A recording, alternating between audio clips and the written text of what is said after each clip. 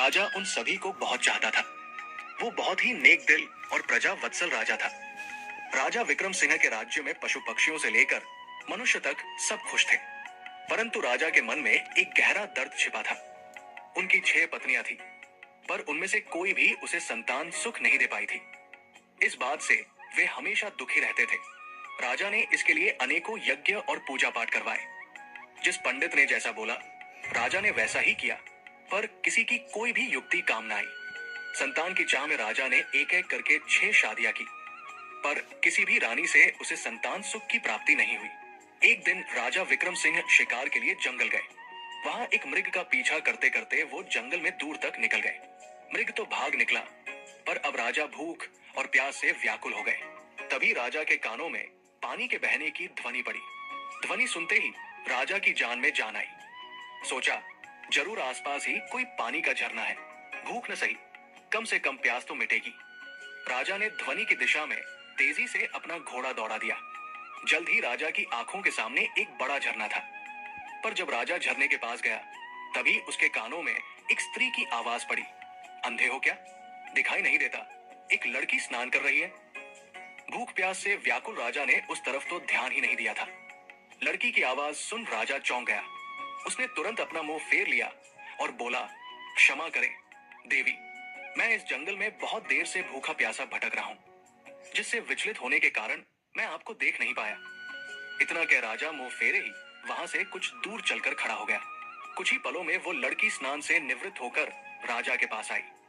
उसने सूखे वस्त्र धारण किए थे और हाथ में कुछ फल लिए हुए थे। वो राजा के पास आकर बोली, महाशय, अब आप पानी पी सकते हैं। राजा ने झरने से पानी पिया और लड़की के दिए फल खाए। पानी और फल से उनकी भूख प्यास शांत हुई। राजा ने लड़की की ओर देखा और पूछा, है सुंदरी, तुम कौन हो और इस जंगल बियाबान में अकेली क्या कर रही हो? लड़की ने जवाब दिया, मेरा नाम कामिनी है। मैं पास के गांव में रहती हूँ। रोज यहाँ स्नान करने आती हूँ और जंगल से लकड़ियां इकट्ठा करती हूँ। ये झरना जंगल के बीच में है, इसलिए यहाँ कोई नहीं आता। राजा विक्रम सिंह कामिनी की सादगी और सुंदरता पर मोहित होकर बोले, कामिनी, तुम्हारी मदद के लिए शुक्रिया। आज तुमने मेरी जान बचाई है, वरना मारे भूख प्यास के मेरे तो प्राण निकलने वाले थे। कामिनी बोली, महाशय, अब आप भी अपना परिचय दीजिए।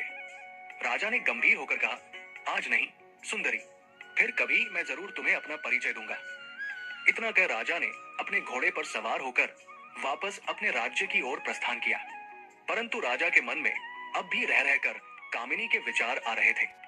उसकी सुंदरता, उसकी सादगी, उसकी मधुर आवाज, सब कुछ राजा के मन में गहराई तक उतर गया था।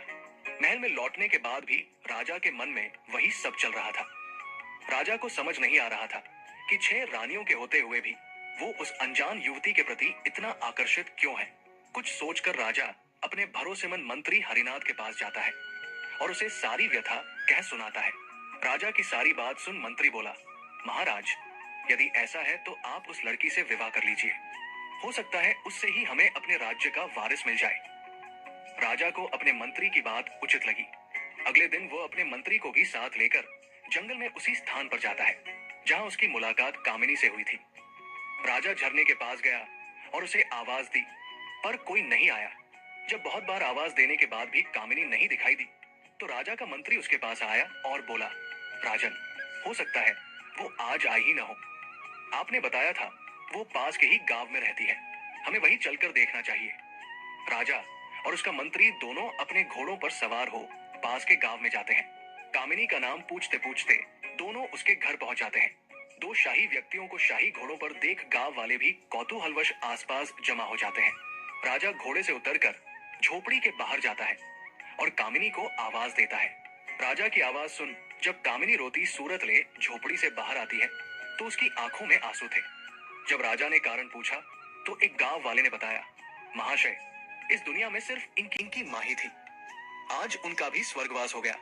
अब बेचारी रोएगी नहीं तो और क्या करेगी। इतना कह गांव वालों ने राजा से उनका परिचय मांगा। आप बताइए, आप लोग कौन हैं? गांव वालों के पूछने पर मंत्री ने राजा का परिचय दिया तो पूरे गांव में खलबली मच गई। सभी ने मिलकर राजा का स्वागत किया। गांव के मुखिया से राजा ने कहा, अगर आप लोगों को कोई आपत्ति न हो तो मैं कामिनी से विवाह करना चाहता हूं। राजा की बात सुन मुखिया खुश होता हुआ बोला, महाराज, हमारी बेटी राजरानी बनेगी, हमारे तो भाग्य खुल जाएंगे। गांव वालों ने जल्दी जल्दी सारी तैयारी करके राजा और कामिनी का विवाह करवा दिया। राजा ने अपनी 7वीं पत्नी अर्थात कामिनी का नया नाम रखा लक्ष्मी। विवाह के पश्चात गांव वालों ने खुशी खुशी लक्ष्मी को राजा के साथ विदा कर दिया। राजा अपने मंत्री और 7वीं पत्नी लक्ष्मी को लेकर राजमहल आ जाता है। जब राजा की पहले की 6 पत्नियों को इसकी खबर लगी तो वे जल भुनकर राख हो गई। ऊपरी मन से उन्होंने नई रानी लक्ष्मी का स्वागत किया। समय बीतने लगा। अब राजा का अधिकांश समय नई रानी के साथ ही बीतने लगा। ये देखकर पुरानी रानियां और अधिक ईर्ष्या से भर गई, परंतु लक्ष्मी को इसकी भनक तक नहीं थी। वो भोले भाले स्वभाव और एकदम साफ दिल की औरत थी। वो बाकी रानियों को अपनी बड़ी बहन की तरह सम्मान देती थी। समय बीता। एक दिन रानी लक्ष्मी ने राजा को शुभ समाचार दिया कि वो पिता बनने वाले हैं। रानी के मुख से ये बात सुन राजा विक्रम सिंह की खुशी का कोई ठिकाना नहीं रहा। वो खुशी से रानी लक्ष्मी को गले लगा लेता है। राजा तुरंत कुलगुरु को बुलाकर उन्हें आदेश देता है कि अब से नित्य प्रति रानी लक्ष्मी को धार्मिक और प्रेरक कथाएं सुनाई जाए। नई रानी के गर्भवती होने का समाचार जल्दी ही पूरे राज्य में फैल गया। चारों तरफ बधाइयों की धूम मची हुई थी। नई रानी के गर्भवती होने का समाचार जब उसकी सौतनों को मिला तो उनके तन बदन में आग लग गई। वे अंदर तक जल भुन गई। सभी रानियों ने आपस में विचार किया कि नई रानी तो पहले ही राजा की बहुत प्रिय है, वो अपना अधिकतर समय उसी के साथ बिताते हैं। बच्चा होने के बाद तो उसका और अधिक ध्यान रखा जाएगा। राजा उस कुल्टा को ही अपनी पटरानी बना लेंगे। हम सभी का तो वर्चस्व ही खत्म हो जाएगा। नई रानी हमारे साथ दासियों जैसा व्यवहार करेंगी। नहीं नहीं, हम ऐसा कदापि नहीं होने देंगे। वे सभी सलाह मशवरा करके नई रानी को क्षति पहुंचाने की अलग अलग युक्तियां सोचने लगी, परंतु बड़ी रानियों का कोई भी प्रयास सफल नहीं हो पा रहा था, क्योंकि नई रानी लक्ष्मी उन्हें कभी अकेले नहीं मिलती। कभी राजा के आदेश अनुसार कुलगुरु उन्हें कथा सुनाते मिलते तो कभी उनकी दासियां उनके साथ होती। कभी प्रजा के लोग उन्हें घेरे रहते तो कभी खुद राजा ही उनके साथ होते। ऐसे में रानियों को कभी अपने मकसद को अंजाम देने का मौका ही नहीं मिला। इसी तरह समय बीत रहा था। रानी लक्ष्मी का गर्भावस्था का समय लगभग पूरा होने को आया था, पर फिर एक दिन राज्य की सीमा पर विद्रोहियों ने आक्रमण कर दिया। शत्रुओं से निपटने के लिए राजा विक्रम सिंह को अपनी सेना सहित राजमहल छोड़कर राज्य की सीमा पर जाना पड़ा। बड़ी रानियों को तो जैसे सुनहरा अवसर मिल गया था। वे छोटी रानी को ऐसी दवाइयां देने लग गई जिससे रानी लक्ष्मी के गर्भ को क्षति पहुंचे और उसे ऐसे ऐसे कार्य करवाती जो गर्भावस्था के लिए उचित नहीं थे। बड़ी रानियां छोटी रानी के भोलेपन का खूब फायदा उठाती और उन्हें उल्टी सीधी चीजें सिखाती। जब कुलगुरु छोटी रानी को कथा सुनाने आते तो वो उसे अच्छी अच्छी बातें समझाते और आवश्यक सावधानियां बताकर चले जाते। रानी लक्ष्मी बिल्कुल भी समझ नहीं पा रही थी कि कुलगुरु और बड़ी रानियों की बातें इतनी भिन्न क्यों हैं। आखिर सही कौन है? रानी लक्ष्मी ने सोचा, बड़ी रानियां तो महिलाएं हैं, कुलगुरु तो फिर भी पुरुष है। महिलाओं की समस्याएं भला पुरुष कहां समझ पाएंगे? इसलिए जो बड़ी रानियां कहती है वही उचित है। साफ हृदय की रानी लक्ष्मी कभी सपने में भी नहीं सोच सकती थी कि बड़ी रानियां उसके साथ कुछ गलत कर सकती है। इसलिए वो आंखें बंद करके जो और जैसा बड़ी रानियां उसे करने के लिए कहती वो बिल्कुल वैसा ही करती। एक दिन रानी लक्ष्मी को प्रसव पीड़ा होनी शुरू हो गई। उसने बड़ी रानी से कहा, दीदी, मुझे बहुत दर्द हो रहा है, कुछ समाधान कीजिए कि प्रसव कैसे होगा। ये सुन बड़ी रानी सिर से पैर तक जलकर राख हो गई। उसने विचार किया, इसका अभी से इतना ध्यान रखा जाता है, बच्चा होने के बाद तो पता नहीं इसे और कितना आदर सम्मान मिलेगा। छोटी रानी को मदद मांगते देख उसके मन में तरह तरह के षड्यंत्र चल रहे थे। फिर कुछ सोचकर उसने छोटी रानी को दिलासा देते हुए कहा, तुम बिल्कुल भी चिंता मत करो, मैं दाई माँ को अभी बुलाकर लाती हूँ। तब तक सामने की दीवार को पकड़कर खड़ी हो जाओ, इससे तुम्हें आराम मिलेगा और प्रसव भी ठीक से हो जाएगा। बेचारी छोटी रानी को प्रसव के बारे में कुछ भी नहीं पता था। जैसा उसे बड़ी रानी ने बताया वो वैसे ही खड़ी हो गई। गर्भवती रानी दीवार के सहारे खड़ी प्रसव पीड़ा से कराह रही थी। जब उसकी पीड़ा असहनीय हो गई तो वो वही दीवार को पकड़कर बैठ गई और जोर जोर से चिल्लाने लगी। लेकिन उस बेचारी को देखने या सुनने वाला वहां कोई भी नहीं था। दूसरी तरफ क्रूर निर्दय बड़ी रानी और दूसरी रानियों ने अपनी विश्वास पात्र दाई को बहुत सारे धन का लालच देते हुए कहा, तुम जाओ और छोटी रानी के कमरे के बाहर जाकर खड़े। दाई धन के लालच में रानी लक्ष्मी के कमरे के बाहर खड़ी हो गई। उसे छोटी रानी की चीखें बिल्कुल साफ सुनाई दे रही थी, पर धन के लालच और बड़ी रानियों के डर से वो बस दूर खड़ी रानी को देखती रही। दर्द के मारे असहाय छोटी रानी का एक एक पल सदियों के बराबर बीत रहा था। कुछ ही देर में उस ऊपर वाले की कृपा से उसने एक एक करके 7 बच्चों को जन्म दिया, जिनमें 6 लड़का और 1 लड़की था। अत्यधिक पीड़ा के कारण रानी लक्ष्मी बच्चों को जन्म देते ही बेहोश हो गई। दूर से सारा माजरा देख रही चंडाल दाई ने तुरंत बड़ी रानी सहित अन्य रानियों को बुलाया और नवजात बच्चों को उन्हें दिखाया। वे सब ये देखकर हैरान थी कि छोटी रानी ने एक साथ 7 बच्चों को जन्म दिया है और सभी बच्चे बिल्कुल स्वस्थ और तंदुरुस्त हैं। मारे जलन और ईर्ष्या के उन सबकी आंखें विस्मय से फैल गई। वे सब अपनी किस्मत को धिक्कार रही थी कि कहां हम में से किसी को भी एक बच्चा तक नहीं है, और इस गांव की गवार को एक साथ 7-7 बच्चे हो गए और वो भी बिल्कुल स्वस्थ। पर कोई बात नहीं, जो हमें नहीं मिल सका वो हम इस गवार को भी हासिल नहीं होने देंगे। क्रोध और ईर्ष्या में अंधी हो चुकी बड़ी रानी ने दाई को आदेश दिया, तुम तुरंत जाओ और कुछ ईंट पत्थर के टुकड़ों को लाकर बेसुध छोटी रानी के पास रख दो। रानी का आदेश मिलते ही दाई तुरंत कुछ ईंट और पत्थर के टुकड़े ले आई और उन्हें छोटी रानी के पास रख दिया। फिर बड़ी रानी ने बेरमी से दाई को आदेश दिया, अब इन नवजात बच्चों को जंगल में ले जाओ और इन्हें मारकर जमीन में दफन कर देना। इसके बदले हम तुम्हें इतना धन देंगे कि तुम्हारी 7 पुश्तें बैठकर खाएंगी। धन के लालच में अंधी दुराचारी दाई खुश होते हुए उन बच्चों को लेकर वहां से चली गई। उसके जाने के बाद रानियों ने वहां से सभी निशान साफ करके ईंट पत्थरों को छोटी रानी के पास रख दिया और सभी अपने कमरे में चली गई। थोड़ी देर में दाई जंगल से लौटकर रानियों के पास आ गई। तब बड़ी रानी ने पूछा, क्या तुमने बच्चों को दफन कर दिया था? दाई ने कहा, रानी साहिबा। इसके बाद बड़ी रानियों ने उसे खूब दिया। जब सब कुछ बड़ी रानी की योजना अनुसार हो गया, तब वो अन्य रानियों के साथ बेसुध पड़ी छोटी रानी के पास जाकर ठंडे पानी के छींटे मारकर उसे होश में लाती है। होश में आते ही छोटी रानी ने पूछा, मेरा बच्चा कहाँ है? मेरा बच्चा कहाँ है?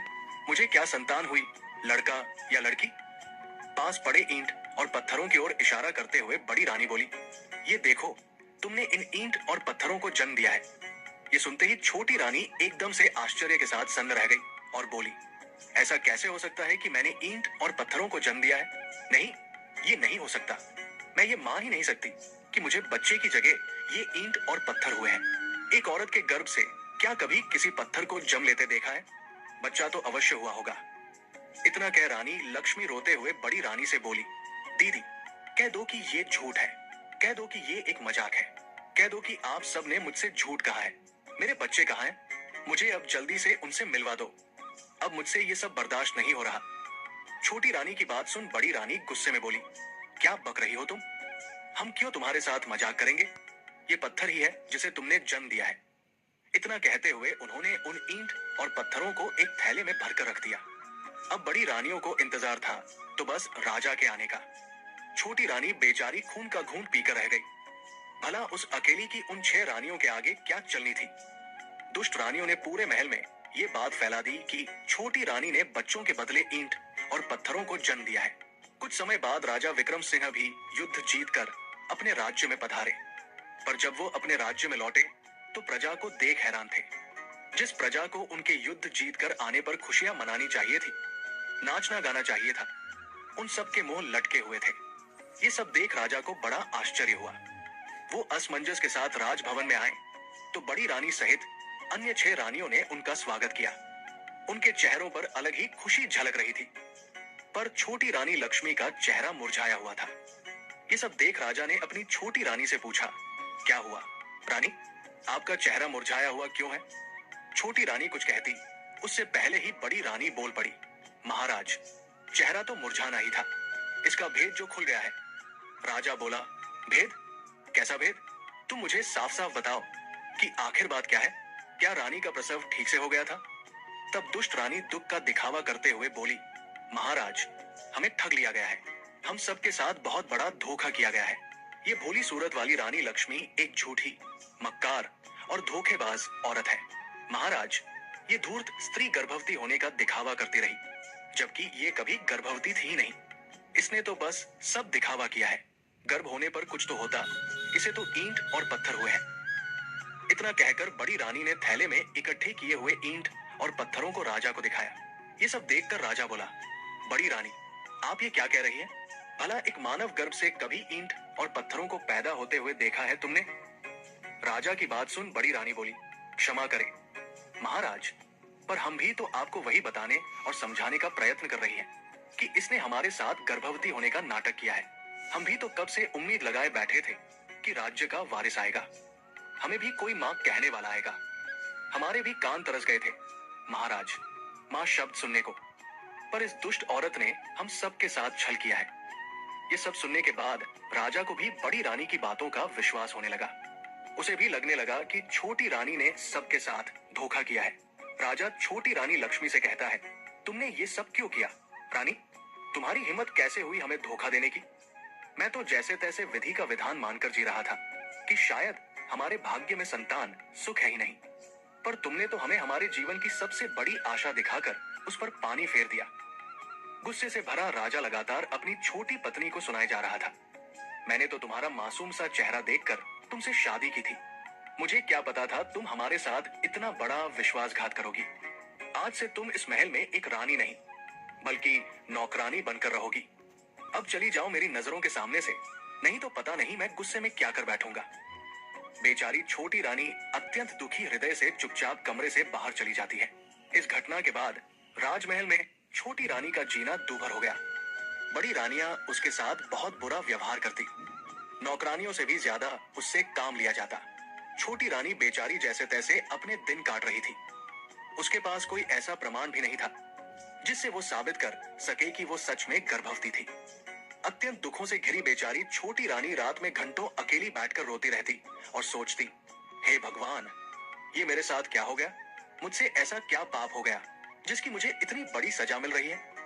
छोटी रानी को ये सोच सोचकर आश्चर्य होता कि मेरे नन्हे नवजात बच्चों के साथ पता नहीं क्या हुआ होगा, कहां और किस अवस्था में होंगे। वो पता नहीं जिंदा भी है या फिर काल का ग्रास बन गए। कई बार वो सोचती कि क्यों न सब कुछ छोड़ छाड़ कर वापस अपने गांव में चली जाऊं और अपनी पहले वाली जिंदगी जीऊं। पर फिर उसे गांव वालों का ख्याल आ जाता कि कैसे उन सब ने उसे कितने अरमानों से राजा के साथ विदा किया था। कितने खुश थे पूरे गांव के लोग। अब वापस जाकर उन सबको क्या जवाब दूंगी? किस मुंह से अपने दुर्भाग्य की कथा उनको बताऊंगी? यही सब सोचकर वो गांव जाने का विचार त्याग देती। ऐसे ही समय गुजरता गया।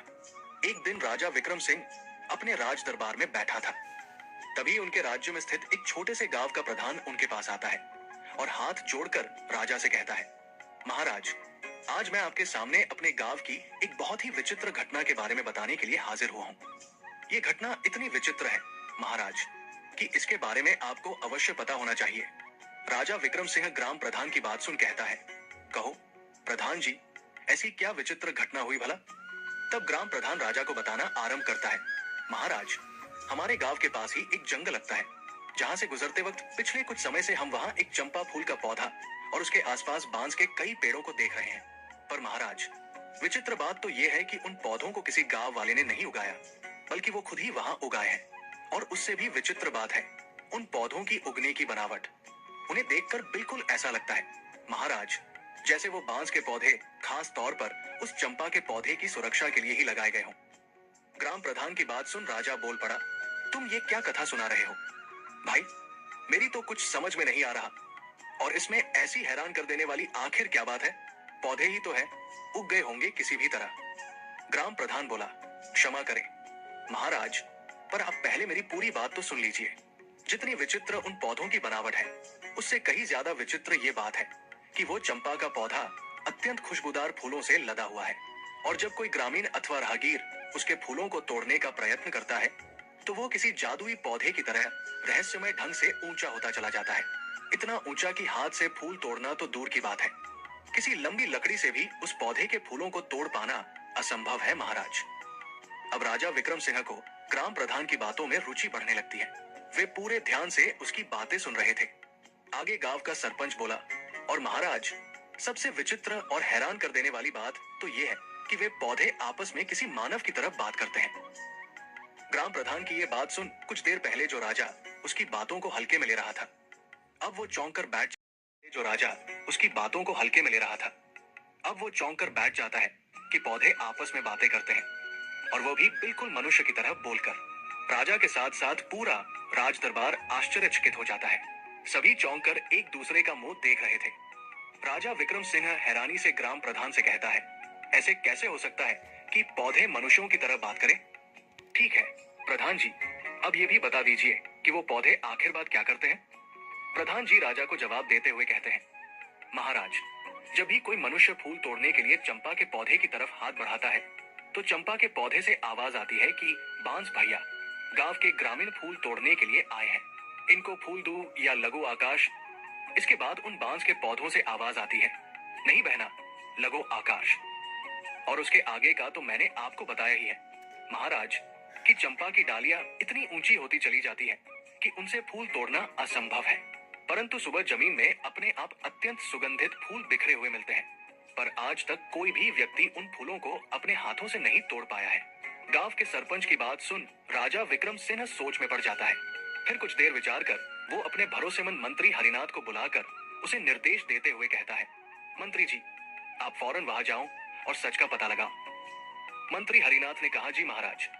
इतना कहकर वो तुरंत ग्राम प्रधान को साथ ले गांव के लिए चल पड़ता है। कुछ ही देर में मंत्री और ग्राम प्रधान उन बोलने वाले रहस्यमयी चंपा और बांस के पेड़ों के पास पहुंच जाते हैं। सरपंच के साथ राजा के खास मंत्री को देख गांव वाले भी उत्सुकतावश आसपास इकट्ठे हो जाते हैं। मंत्री जब घोड़े से उतरकर उस चंपा के पौधे के पास जाकर देखता है, तो उसे बिल्कुल उसी अवस्था में पाता है जिस प्रकार गांव प्रधान जी ने दरबार में राजा को बताया था। बांस के पेड़ों के बिल्कुल बीच में खड़ा चंपा का पौधा अपनी अलग ही छटा बिखेर रहा था।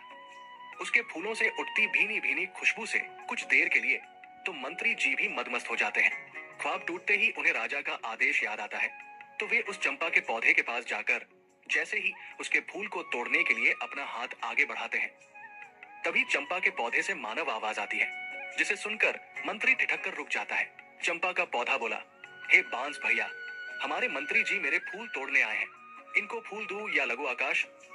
तभी बांस के पौधों में से एक साथ आवाज आई, ना बहन चंपा, लग जा आकाश। ये तो वही मंत्री है जिनके ऊपर हमारी माँ की जिम्मेदारी थी, पर ये उसमें पूरी तरह विफल रहे, इसलिए ये आपके फूलों के कतई हकदार नहीं है बहना। बिल्कुल स्पष्ट और साफ आवाज में पौधों की वार्तालाप सुन मंत्री एकदम सन्न रह जाता है। उसके आश्चर्य का कोई ठिकाना नहीं था। हक्के बक्के खड़े मंत्री के देखते देखते चंपा का पौधा आकाश में जा लगा। ये देख एकदम सुन्न खड़े मंत्री के पूरे शरीर में सिरहन दौड़ गई। गांव वाले भी खड़े खड़े ये पूरा तमाशा देख रहे थे। तभी बांस के पौधों से आवाज आती है, जाइए मंत्री जी और अपने राज कार्यों को देखिए, आप किसी इंसान की जिम्मेदारी लेने के योग्य नहीं है। मंत्री भौचक का खड़ा बांस के पौधों को देखता हुआ सब सुन रहा था। आगे बांस का पौधा कहता है, मंत्री जी, महाराज तो युद्ध में चले गए थे, उनके बाद हमारी माँ की देखरेख का दायित्व आपका ही था, और कुछ नहीं तो कम से कम हमारी माँ के प्रसव के दौरान तो वहां हाजिर रहकर ये देखते कि उन्हें किसी बात की कोई परेशानी तो नहीं, पर आपने तो उनकी कोई खैर खबर तक नहीं ली। बांस के पेड़ों की आवाज सुन हैरान खड़ा मंत्री विचार करता है कि ये पौधे बोल कैसे रहे हैं और इतना सब कैसे जानते हैं। वो सोचता है, बात तो बिल्कुल सही कह रहे हैं, मैंने रानी लक्ष्मी की कोई सुध नहीं ली। ये सोचकर मंत्री आत्मग्लानि से भर उठता है। सोचा, ये तो उससे बड़ी भूल हो गई। राजा की गैरहाजिरी में उसे रानी लक्ष्मी को गर्भावस्था में संभालना चाहिए था। मंत्री जी सोचते हैं, इसका मतलब क्या रानी लक्ष्मी के साथ कोई बड़ा षड्यंत्र हुआ था या कुछ और बहुत बुरा जो वो नहीं जानते। ये विचार आते ही उसने जब ये सब उन पौधों से जानना चाहा तो उनमें से कोई आवाज नहीं आई। जब बहुत प्रयास करने पर भी पौधों ने कोई जवाब नहीं दिया तो हैरानी के साथ साथ आत्मग्लानि से भरे मंत्री जी बोझिल हृदय के साथ वापस राजमहल की तरफ चल पड़ते हैं। वहां पहुंचकर वो सारा किस्सा राजा विक्रम सिंह को कह सुनाते हैं और बोले, महाराज क्षमा करें, पर मुझे लगता है राजमहल में कुछ षड्यंत्र तो जरूर हुआ है। महाराज, आपकी गैरहाजिरी में मैं रानी की अच्छी तरह देखभाल नहीं कर पाया। आज उन पौधों की बात सुनकर ऐसा लग रहा है महाराज, जैसे राजमहल में रानी लक्ष्मी के साथ कुछ बहुत बुरा हुआ है। मैंने उन पौधों से जानने की बहुत कोशिश की, लेकिन उन्होंने मुझे कुछ नहीं बताया। इसलिए मेरा आपसे अनुरोध है कि आपको खुद वहां जाकर उन पौधों से बात करनी चाहिए। हो सकता है वो आपको सारी बात बता दे। भरोसेमंद मंत्री हरिनाथ की पूरी बात सुन राजा विक्रम सिंह कहते हैं, ठीक है मंत्री जी, हम वहां अवश्य जाएंगे और साथ में अपनी 6 रानियों को भी लेकर जाएंगे। राजा की बात सुन मंत्री जी बोले, महाराज, मेरी आपसे एक गुजारिश है। मैं छोटी रानी लक्ष्मी को भी अपने साथ वहां लेकर जाना चाहता हूँ। राजा बोले, ठीक है मंत्री जी, आप ऐसा कर सकते हैं, पर वो दुष्ट मेरी आंखों के सामने न आने पाए, इस बात का ध्यान रखना। मंत्री बोला, जी महाराज। अगले दिन राजा विक्रम सिंह अपनी रानियों के साथ चंपा का रहस्य जानने के लिए निकल पड़े। सबसे आगे रथ में राजा और उसकी पटरानी चल रहे थे। उससे पीछे वाले रथ में राजा की 5 रानियां और पीछे भी अन्य कई प्रमुख सभा सदस्य साथ जा रहे थे। राजा से आज्ञा ले चुके मंत्री ने रानी लक्ष्मी को अपने परिवार सहित बड़े आदर से पालकी में बिठा दिया था। राजा का काफिला कुछ समय में गांव के बाहर पहुंच गया। वहां पहुंचने पर जंगल के बाहर गांव की सीमा पर वो अपना पड़ाव डाल देते हैं। पूरे राज्य परिवार को आया देख गांव के ग्रामीण उनके स्वागत में जुट गए। कुछ समय विश्राम कर सभी चंपा के पौधे के पास पहुंच जाते हैं और उसके चारों तरफ घेरा डालकर बैठ जाते हैं। आज भी चंपा का पौधा अपनी सामान्य ऊंचाई पर खड़ा लहला रहा था और चारों तरफ अपनी खुशबू बिखेर रहा था। सब लोग उसकी खुशबू से सराबोर हो उठे, पर राजा तो चंपा के पौधे के रहस्य को जानने के लिए बेताब था। राजा की 6 पत्नियां उसके साथ बैठी थी और छोटी रानी लक्ष्मी मंत्री जी की पत्नी के साथ बैठी हुई थी। तभी बड़ी रानी यानी राजा की पटरानी राजा से बोली, महाराज, यदि आपकी आज्ञा हो तो क्या मैं इस खुशबूदार चंपा के पौधे से कुछ फूल तोड़ लूं? राजा बोला, अवश्य रानी साहिबा। तभी राजा की दूसरी पत्नी भी बोल उठी, महाराज, इन फूलों की उठती भीनी भीनी खुशबू को महसूस कर मुझसे बिल्कुल भी नहीं रुका जा रहा। क्या मैं भी फूल ले लूं? दूसरी रानी के साथ साथ तीसरी, फिर चौथी, सभी रानियों ने ऐसा कहा तो राजा बोला, अवश्य तुम सब वो फूल ले लेना। राजा ने सबसे पहले 6वें नंबर यानी छोटी रानी को फूल चुनने का निर्देश दिया और पटरानी सहित अन्य रानियों से बोले, ये तुम सब में सबसे छोटी है, इसलिए सबसे पहले उसे ही फूल चुनने का अवसर मिलना चाहिए। राजा की बात से पटरानी सहित अन्य रानियां सहमत हो गई, तो 6वें नंबर की रानी फूल तोड़ने के लिए चंपा के पौधे के पास जाती है। राजा सहित वहां मौजूद सभी की उत्सुकता पूरे चरम पर थी। सभी ये देखने के लिए आतुर थे कि अब क्या होगा। रानी ने पेड़ के पास जाकर जैसे ही फूल तोड़ने के लिए अपना हाथ आगे बढ़ाया, तभी चंपा के पौधे से आवाज आई, रुकिए रानी जी, आप मेरी आज्ञा के बिना मेरे फूल नहीं तोड़ सकती। पौधे की आवाज सुन रानी ठिठक कर वहीं रुक जाती है। चंपा के पौधे से आई आवाज इतनी स्पष्ट और तेज थी कि राजा सहित वहां मौजूद सभी लोगों ने उसे सुना। अब तक तो राजा ने सिर्फ अन्य लोगों के मुख से ही बोलने वाले चंपा के पौधे के बारे में सुना था, पर अब जब उसने अपने कानों से सुना तो वो भी हैरान रह गया। उसके आश्चर्य की कोई सीमा नहीं थी। तभी चंपा के पौधे से आवाज आई, बांस भैया, हमारी सौतेली छोटी माँ हमारे फूल तोड़ने आई है। मैं टूटू या लगू आकाश? बांस के पौधे में से आवाज आई, बहन चंपा, लग जा आकाश, ये तो तुम्हें छूने योग्य भी नहीं है। क्या तुम्हें याद नहीं कि इन्होंने हमारी माँ के साथ कैसा अत्याचार किया है? इसलिए बहन, इनके बारे में मत सोच और लग जा आकाश। बांस के इतना कहते ही चंपा की डालियां फिर से ऊपर उठी और आकाश को छूने लगी। रानी पौधे की बात सुन हैरान थी कि ये पौधा क्या बोल रहा है, कहीं हमारी पोल न खुल जाए। उसकी सिट्टी पिट्टी गुम हो गई। रानी ने सोचा, कहा तो फूल तोड़ने आई थी, फूल मिलना तो भाड़ में गया, यहाँ तो हमारा किया कराया उजागर हो रहा है। निराश हो चुपचाप वो एक चोर की तरह वापस आकर अपने स्थान पर बैठ गई। दुखी हृदय के साथ खुद में ही खोई रानी लक्ष्मी के कानों में जब सौतेली माँ नामक शब्द पड़े तो उसके भी कान खड़े हो गए। चंपा और बांस की सारी बातें सुन उनका हृदय विचलित होने लगा। राजा सहित अन्य लोग भी सारी वार्तालाप सुन हैरान थे, पर किसी की समझ में अब तक कुछ नहीं आ रहा था। 6वें नंबर की रानी के आने के बाद 5वीं, चौथी, तीसरी और फिर दूसरी रानी भी हार मानकर अपने स्थान पर बैठ गई। जब किसी को चंपा का फूल नहीं मिला तो राजा की पटरानी अथवा बड़ी रानी चंपा के पौधे के पास गई। चंपा का पौधा अब भी आकाश में लगा हुआ था। पटरानी बोली, सुनो चंपा के पौधे, मैं इस राज्य की महारानी और महाराजा की पटरानी हूँ। इस राज्य में जो कुछ भी है उसके ऊपर हमारा अधिकार है, इसलिए चंपा अपनी डाली को नीचे झुका और मुझे फूल तोड़ लेने दे। इस बार चंपा की डालियों से आवाज आई, भैया बांस, हमारी सौतेली माँ हमें फूल देने के लिए चेतावनी के साथ धमका रही है और हमें अपना आदेश मानने के लिए कह रही है। तुम क्या कहते हो, हमें इनका आदेश मानना चाहिए या नहीं? बांस बोला, ना बहना, तुम्हें आदेश देने का इनके पास कोई अधिकार नहीं है। ये पटरानी होंगी राजा की और अपने राज्य की। हम इनके राज्य की प्रजा नहीं है और ना ही हम कोई वस्तु है जो इनके उपयोग में आना आवश्यक हो। क्या तुम्हें याद नहीं है बहना, इन्हीं के आदेश से तो सारा काम हुआ है। इन्होंने ही तो हमारी माँ को सबसे ज्यादा दुख दिया है और इन्होंने ही हमें वन में भेजकर हमारी मृत्यु का रास्ता तैयार किया था। ये तो महारानी बनने के लायक भी नहीं है। इसलिए बहना, तुम्हें इनके पापी हाथों का स्पर्श भी नहीं होने देना चाहिए। सभी के सामने ये बातें सुनकर बड़ी रानी का सिर लज्जा से झुक गया। शर्म और अपने कुकर्म का भेद खुल जाने के डर से बड़ी रानी भी ठगी सी चुपचाप अपनी जगह आकर बैठ गई। सारा माजरा देख राजा विक्रम सिंह अब की बार खुद जाने के लिए खड़े होते हैं। चंपा के पौधे की डालियां अब पहले की तरह वापस अपनी सामान्य ऊंचाई पर आ गई। अब की बार राजा विक्रम सिंह खुद उठे और फूल तोड़ने के लिए पौधे के पास गए।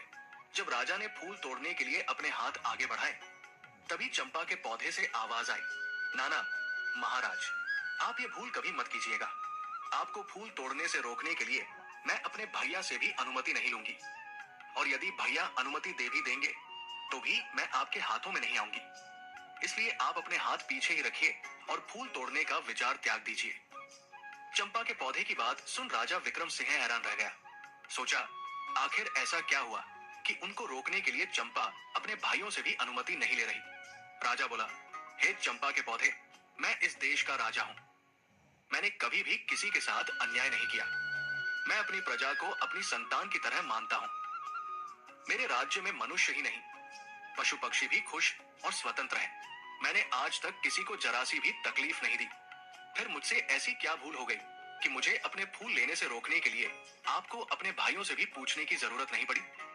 तब चंपा के पौधे से आवाज आई, हे राजा महाराज, इसमें कोई शक नहीं कि आपने आज तक किसी भी जीव जंतु को कोई तकलीफ नहीं दी।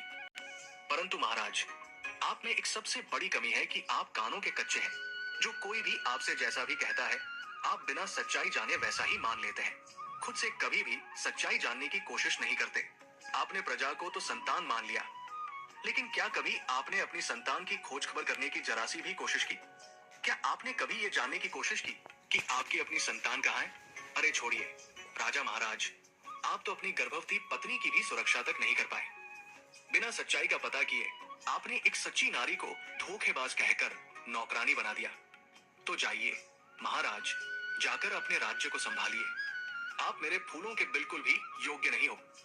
चंपा के पौधे की बात सुन बेचारा राजा निरुत्तर हो गया और चुपचाप मुंह लटकाए वापस अपनी जगह पर आकर बैठ गया। उनके मन में हजारों सवाल एक साथ उठ रहे थे। उन्हें कुछ समझ नहीं आ रहा था, क्या सच है क्या झूठ। राजा अपने विचारों की उधेड़-बुन में खोया हुआ था। तभी मंत्री हरिनाथ उनके पास आता है और कहता है, महाराज, आप यदि आदेश दें तो हम छोटी रानी लक्ष्मी को भी फूल तोड़ने के लिए एक बार पौधे के पास भेज कर देखें। राजा कुछ कहते उससे पहले ही पटरानी बोल उठी, मंत्री जी, जो फूल महाराज के हाथों भी नहीं टूटे, वो इस धोखेबाज के हाथों कैसे टूटेंगे? मंत्री जी ने प्रश्नवाचक दृष्टि से राजा की ओर देखा। चंपा के पौधे से अब तक की हुई इतनी बातों से राजा के मन में भी शंका पैदा होने लगी थी। उन्होंने अपनी शंका दूर करने का निर्णय लेते हुए मंत्री जी को अनुमति दे दी। मंत्री रानी लक्ष्मी के पास जाकर उन्हें फूल तोड़ने के लिए कहते हैं। मंत्री की बात सुन रानी लक्ष्मी अन्य मन से उठी और चंपा के पौधे की तरफ देखती हुई बोली, मंत्री जी, पौधे की डालियां काफी ऊंचाई पर है, मेरे हाथ वहां नहीं पहुंचेंगे। मंत्री बोला, रानी जी, आप एक बार वहां पर जाकर कोशिश करके देखिए तो सही। मंत्री जी के समझाने पर रानी लक्ष्मी हिम्मत करके चंपा के पौधे के पास गई। पौधे के पास जाकर जब रानी ने अपने हाथ बढ़ाकर चंपा के पौधे के तने को छुआ और उसे प्यार से सहलाया, तो पौधे के स्पर्श से रानी को असीम आनंद मिला, जैसे वो अपनी औलाद को सहला रही हो। तभी चंपा के पौधे से रुंधी हुई आवाज आई। बांस ने कहा, बहन चंपा, तुम रो रही हो? चंपा ने कहा, हाँ भैया, रुका ही नहीं गया, क्योंकि आज हमारी माँ मेरे फूल लेने आई है। उनके प्यार भरे प्रथम स्पर्श से मैं आनंदित हो गई, इसलिए मेरा हृदय भावुक हो गया। माँ शब्द सुनते ही रानी लक्ष्मी भी भावुक हो उठी।